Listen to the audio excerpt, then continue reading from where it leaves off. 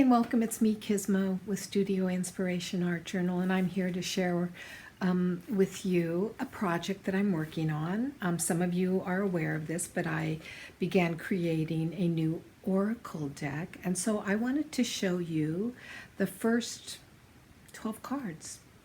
There's a picture of it right there, but I'm going to hold up a couple of them. So I've got them all laid out here, so I'm going to kind of turn my back on you and hold them up and turn my back on you and hold them up. So the object is to take a look at the card. I started off with creating the Lost card now, or I'm sorry, Joy.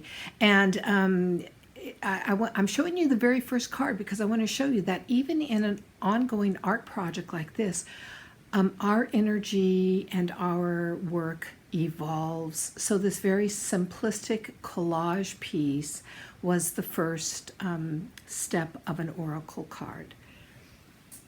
I continued to work, and I work in trinities. So the other two cards for this trinity, the second is Loss. I'm sure you're familiar with seeing this statue. It's a very famous statue, and I felt so moved, so I pulled her right in for Loss, which to me is also the opposite of joy. Now, I don't always work in opposites, but I try to keep a balance in the Chronicle deck. The second one, or the third one, is growth. And I'm sure some of you are very familiar with my Corn Mother painting, which is a 36 by 48 canvas painting. She got pulled in as growth because I felt that she was the perfect example. So joy, loss, and growth is the first trinity, and I'm sure you see the theme in that. We experience the joy of life, and then we are on a cycle, and we're going to lose, we're going to decline, but then we're going to grow again. So each of these cards really provide us with just an alignment with natural cycles also. My second trinity of cards kicks off with Messenger. You might be familiar with my angel painting also.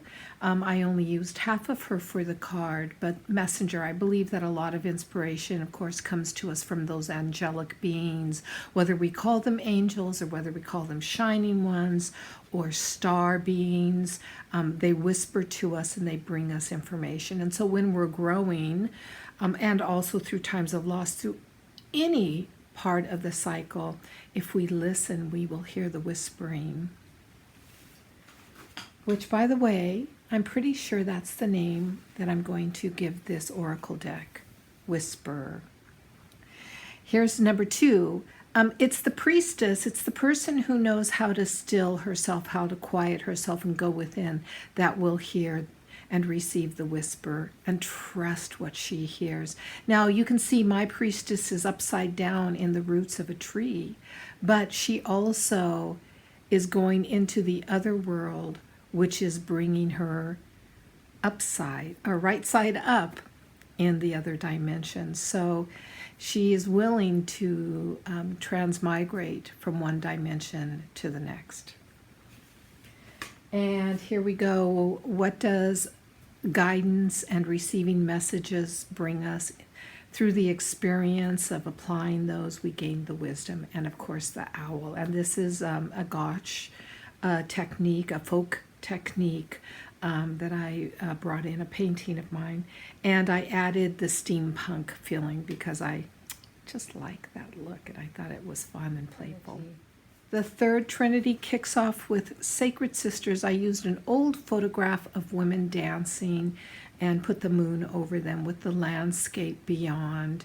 And Sacred Sisters has always been a very important part of my spiritual path. In my stars, my natal chart, I am aligned, and my healing, my personal healing, my Chiron comes through my involvement with the divine feminine and sisterhood. So it's only fitting that I should kick off my third trinity, the Sacred Trinity, with Sacred Sisters. And Sacred Sisters evolves into Journey. and a journey. And I used a line from the Beatles, or from Paul McCartney's Long and Winding Road. You know, the road, it's the road that always leads me to your door. Well, who is that person can sometimes be ourselves. It can also be other people. It can be divine, the divinity, Mother, Father, God, Goddess, all that is. It can be so many different factors in our life. But I really believe it leads us, the long and winding road leads us to our sacred self, our authentic self. And because my long and winding road is so immersed in the natural world, I brought in the flowers for that. And I think if you'll notice, my long and winding road isn't a paved road. It's almost like a branch on the tree, on the sacred tree. So that's a little insight. In gaming developers, that's called an Easter egg. Oh, maybe I'm just really way off. I don't know. Anyways, the journey takes us into transformation, all right? And this could universally be thought of as the death card, but I created this during the month of October, during the Samhain and the Day of the Dead, and all of that transformative energy that we are reminded about and celebrate annually as a world, as a society. And I think one of the most beautiful depictions, of course, is the painted skulls like this. But transformation doesn't necessarily mean that we die, right? So one part of us ends, or something in our life ends, but it always transforms and evolves into something new. So there you have it. Transformation is the closure on my sacred third Trinity. Now the fourth Trinity, and the last three cards I'm going to show you today, begins with home, and I use the triple spiral from the New Grange monument, megalithic monument in Ireland, because for me the triple spiral is indeed a true symbol of my home. I not only feel a origin affinity to Ireland, but also it represents so many different it holds so many different meanings for me in my life. It's so important to me that at the age of 30, I even had it tattooed right there on my arm in the symbol of the triple goddess, Maiden, Mother, and Crone. So you can see that it, for me, is probably the most sacred symbol that I embrace, and it is home for me. The second is one of my digital paintings that I've brought in, and it's called Inner Vision. And I feel that when one of the most important things for us to do on a regular basis is to meditate, is to go inward, is to open and receive that guidance that whispers to us, yeah? So here is my beautiful little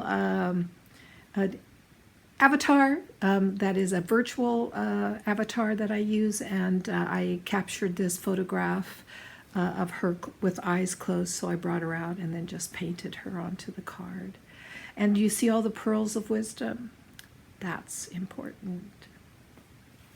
And last but by no means least in this fourth Trinity is the card of strength. And I think it takes a lot of strength for us to realize that sometimes we move into very fragile states, and it's from fragile state that there's such phenomenal growth in our life. We see it demonstrated over and over again to us in nature, from the seed, the little fibrous roots, and the taproot that comes down, and the little green shoots and the little blossoms or buds emerging, and how fragile and delicate the growth process seems, and yet there is such dynamic strength there. Anyways, that's my first 12 cards in the Whisper, or the Whisperer, or the Whisperings Oracle. Which name do you like best? Whisper Oracle? Whisperers Oracle? Whispering Oracle? Put your vote down on the comments below this video, and give it a like, and remember, please subscribe to my YouTube list so I can drive up and get some of those additional gifts that YouTube gives you once you get up to certain subscription numbers. Thank you so much for listening. From my heart to your heart. Namaste.